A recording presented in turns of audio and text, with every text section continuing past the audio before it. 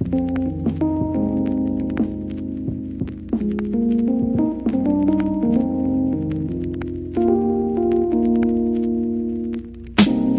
so he graduated, sadness masqueraded. He was just mad elated that he made it after high school.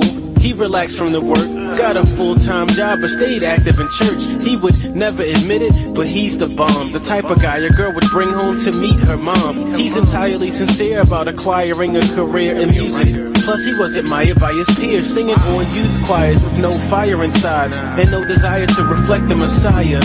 Him in purity parted as he struggled with girls. Not to mention, he's still in love with the world, desiring limelight, amused by its influence, movies and shows, and the music it produces. The things that he would want to attract were that of Satan, attached to pagans with vast imaginations. But he is polite, claims he loves Jesus the Christ, more cleanly than Danny Tanner, and the boy had manners. You might miss that there's no longer for Christ likeness, yet this hell-bound kid is so well-rounded. Throughout his whole life, people think he's so nice, but at the peak of his heart's desires, no Christ. It seems so cool the way this dude behaved, but the truth is that he isn't truly saved.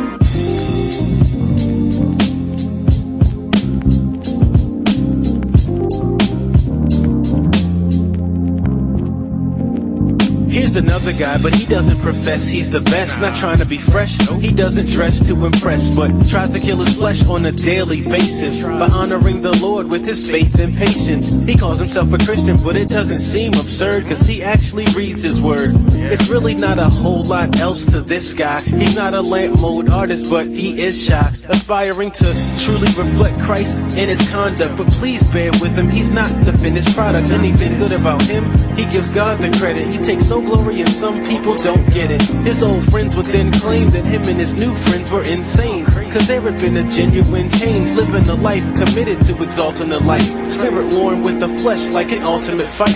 But at least there's a war inside, he doesn't want to stumble, he's trying to destroy his pride, some more becoming humble. In just a day he sees so many regrets, went from waiting on Christ's return to waiting for a stimulus check. He knows well the facts that he's embracing, but is often reminded of his lack of application. Though he's not perfect, he's still converted. It's Christ who deserves and receives his worship.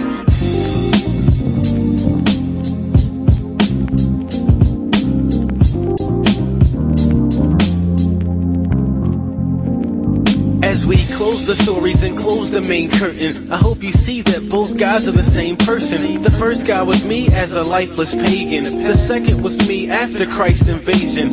One was a recent me of how I seek to be, the other a more elusive peak of how I used to be. I was indebted to him while I was dead in my sin. I've been affected, connected to the perfecter of men. But at the core, no matter the pain endured, I now lift my hands and say thank you, Lord.